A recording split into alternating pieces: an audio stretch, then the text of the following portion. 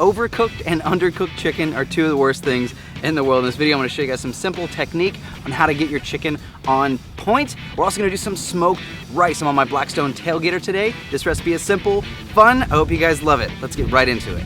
The first thing we're gonna do is get to our chicken thighs. I'm using bone in and skin on. We're gonna drizzle a bit of olive oil, then some salt and pepper, onion powder, garlic powder, and a touch of smoked paprika.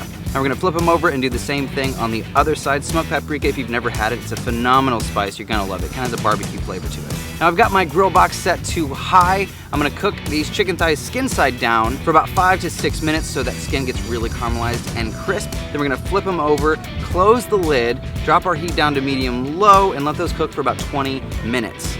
Now let's get to our smoked rice. Now on our griddle, we're gonna add our olive oil and some onion. We're also gonna add some red and green bell pepper. And we're gonna cook that for about 6 to 7 minutes. We're gonna slightly caramelize. We don't want full caramelization. We don't wanna bring out too many of those sugars. We just want a nice light caramelization. Now we're gonna add some pre-cooked white rice. We're gonna add some beer. And we're also gonna add some smoke. Now this is a really fun trick. What you're gonna do is you're gonna take your little wood chips, just like this. I'm using apple wood today. We're gonna use a torch and get them burning so we can create some smoke.